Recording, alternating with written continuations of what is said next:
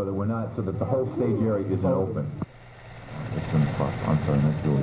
I forget who's working now. Those properties are. But we have to get 2 beds identical. Real beds? Yeah, we have the 2 rollaways. Yeah. Yeah. I think it'll be easier in the long run to transport them than to build beds out of platforms or something. Yeah. And you know, and legs and so on. Just metal frames. Well, we'll work it out one way. Yeah, we ought to be able to get something better than school buses here. John. Okay, what I want to do is, those of you who didn't get a chance to read the script from the actual anthology that the play was in, this one, I want to read the introduction that was written by Jack Levy, who was the original director of Red Cross, because he has some very important notes about the attitudes that I think are important, and I'm just going to read through this for you. No curtain, all white set and props, no other color visible, with white light full up on all over skin color. When the characters come on, but the costumes are white. During the long middle section of the play, some lights dim slowly over a 30-minute period, an imperceptible change. Then when Carol enters again, they bang up full again. So again, he's trying to affect you by slowly dimming lights to the middle section without the audience really realizing it until Carol comes back in and they zap again. Okay. I am describing here some of the jolts that I chose to make. Nothing hidden, everything in the clear. The actors were thereby able to abandon at such times what was, quote, natural or organic for the character and to show instead a strong image of what the character was actually doing. Examples. Carol speaking. All the wildness of a moment ago was gone. And when she spoke, it was very directly to the audience, to individuals in the audience. The actress talking in her own natural voice, quietly and simply, not unlike a simple recitation to an interested group of friends. Not gimmicks, this is important, not gimmicks, but a wish to follow to the limits the specific intention of, think about whether it's real or not, because in the sense of what Shepard is trying to say is, he's saying it is real, although we don't think of it being real. When the maid spoke to the audience, it became visibly obvious that she had left Jim back in the quagmire of his own making, left him back at the launching pad. Now, this is something that I'm not quite sure of right now, is exactly how the maid's soliloquy. Be careful not to add bits and gimmicks to the play that we want to add just for the sake of adding them. All right, we have to try to tie them into the play, which is difficult since we're not really quite sure where the play is all the time. All right, and that's going to be a problem. And not hot it up by filling in the seemingly empty places where not enough is said. The whole walls on the set covered with crabs or something. 2 facts are relevant here. 1, Sam Shepard can be extraordinarily precise and articulate whenever he feels the necessity of it. 2, he is not a willful obscurist, and I think that's important. In other words, there are no real hidden meanings in the play. He's not trying to... Because the writing is cool, one must continually skirt the big sucking vacuum trap of trying to make those astounding verbal trips into some kind of imagist poetry, like Dylan Thomas reciting Bob Dylan. To be simultaneously...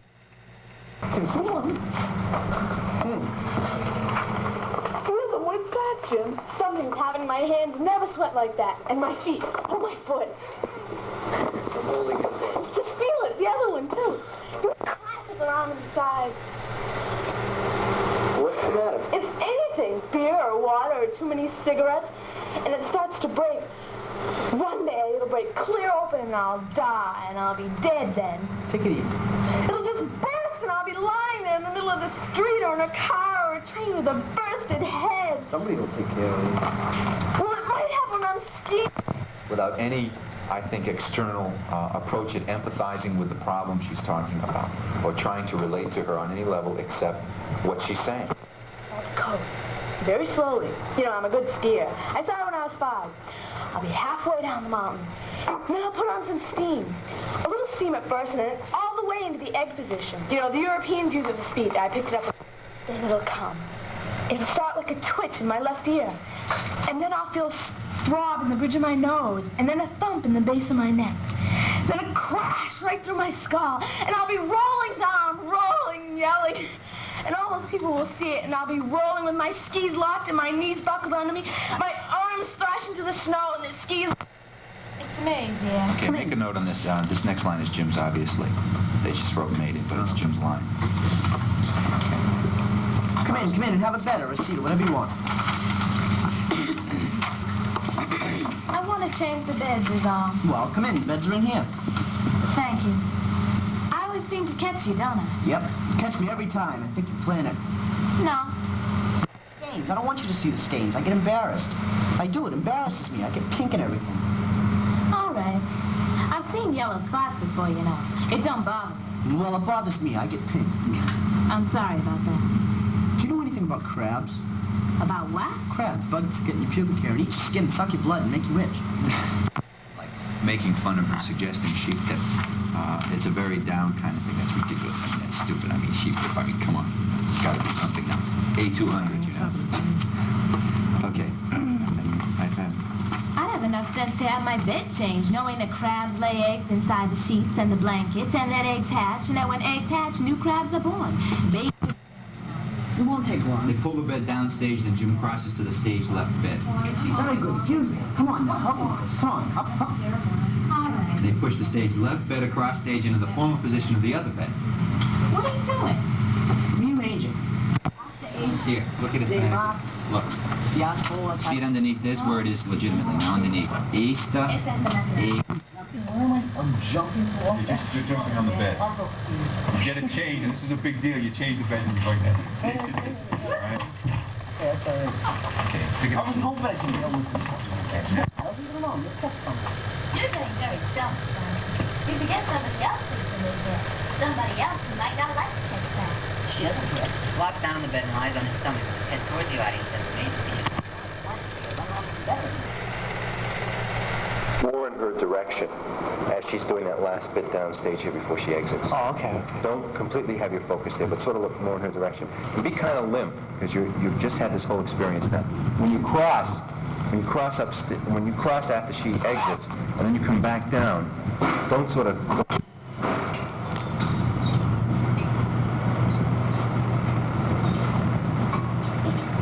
at it closely. I am. You can't see a thing? Yes.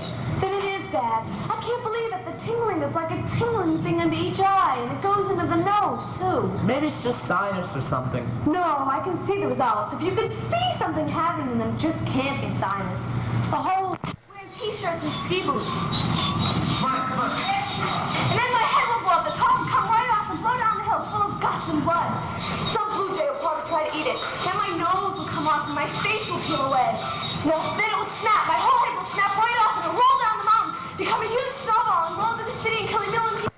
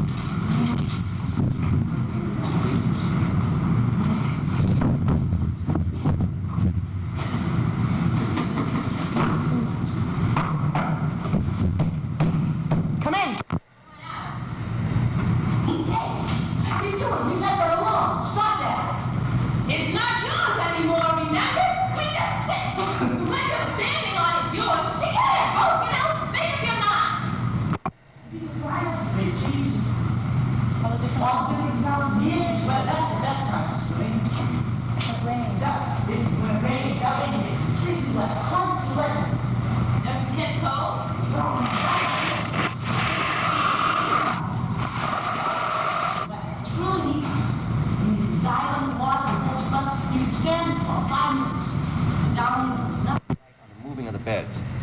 Because the bed moving is going to be... I have the line, but I don't have the cues. Yeah, all right. You got to get both. Yeah, but I mean, there's so many hups and ETs, and sometimes they don't come through. Yeah, right. You see, a lot of her cue lines are off hups and heave-hos. Now, normally I would say, don't worry about it. All right? But since they are cue lines for her, you've got to. You've got to force yourself to worry about it. You've got to force yourself to memorize them, just the way they're written. Okay? Is that the right one? Scott, is that the right one? Yeah, you're right, okay. So, you know, I was very pleased. You know, today was the first day that all three of you... And then she says, heave-ho, and whatever it is, and he goes...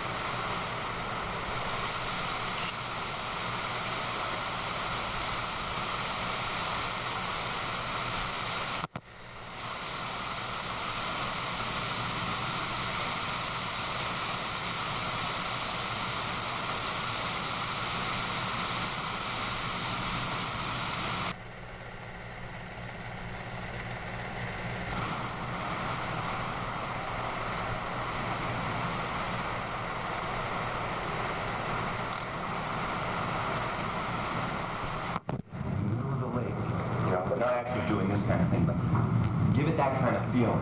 That you're like proudly well. Now, there we are. In the middle of the lake. And as you're leading up to it, and then when you get to it, break it. I want it there. All right, yeah. There, all right. Got it. Now, you can put the cramp in the same leg, all right? Done? Done? When you go, sort of drag the leg, all right? Don't bend it, don't peek it. Oh, yeah. Do this as you're going, all right? Now, when you're throwing your lines about, when you're delivering your lines, when you're delivering your lines about, Now cross to her. Try to keep it moving. Work it out. I can't now. It's cramped for good. I'll never swim again. Don't move yet, Doc. I know, but keep it going. I know, but keep it going. Keep it moving. Work it out. It'll never work. The pain is unbelievable. Don't follow her. Don't follow her. Very bizarre. At least try it. Try it from there. take it from just the line that you collapse on. With seaweed up my nose and tangled all around me, and I can't see a thing in the night. And that's when you want to collapse to all fours. Okay? With seaweed up my nose and tangled all around me, and I can't see a thing in the night. Okay, now back up a bit. Then everybody started pulling around. Yeah, do you know Beethoven was on? Yes, Beethoven was on Thursday night on the Johnny Carson show. Yeah, You had George Washington on. George Washington, Jesus, he was so ugly, wasn't he? Oh, you did? And good old Teddy Roosevelt. Teddy Roosevelt. But a burn, a searing kind of thing, a biting, scratching that's tearing at me. Well, I'm paralyzed and I don't know what to do because all my legs and under my arms. Okay. And I can't start scratching my private zones right in the middle of the grocery store. So I run to the bathroom, I make a beeline to the bathroom. And I lock the door and I rip my clothes off. I literally tear them off my body. And I look. And do you know what it is? Bugs! Bugs all over me, buried in my skin. Little tiny itty bitty bugs. Now back. It's the maid, dear. Well, come in. Have a better seat, whatever you want. I want to change the bed, doll. Well, come on in. The beds are in here. Thank you. I always seem to catch you, don't I? Yep, you catch me every time. I think you plan it. No, I think you do. You like catching me. it's just the time of day is all. You're the only one left this time of day. It's got stains. I don't want you to see the stains. I get embarrassed. I do. It embarrasses me. I get pink and everything.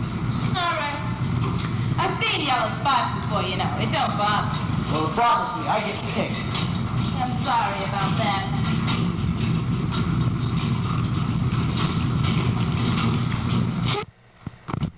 If I concentrate, it depends on the concentration. Well, I will take you. I have a car.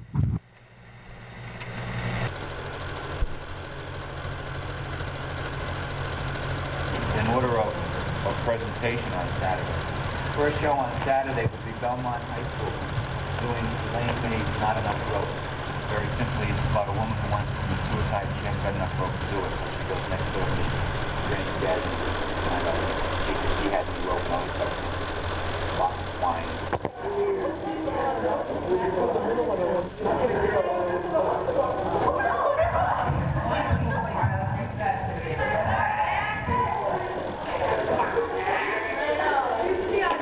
Rachel.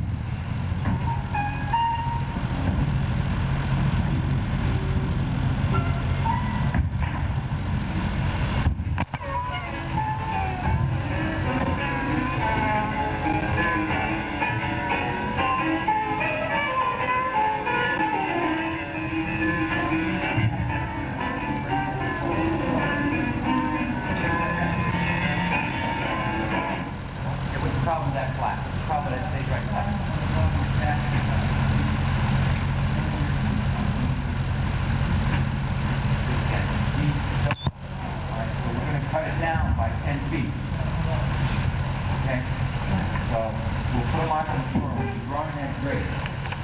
Stop.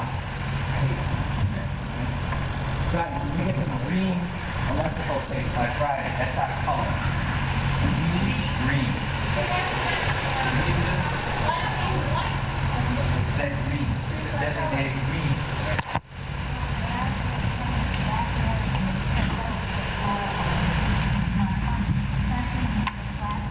Yeah, right, slapstick work. Right. Well, comedy should come from the business, all right? But it should be the kind of comedy that we wonder why we're laughing. Same with Betsy. Yeah, I still want, oh yeah, I still want it. I still want it because I really feel that, you know, in a situation like that, the movements, the gestures, and so on would be horrifying at the same time. Okay, and I know it sounds weird, but that's how the whole play is. The whole play is. We're skiing, so we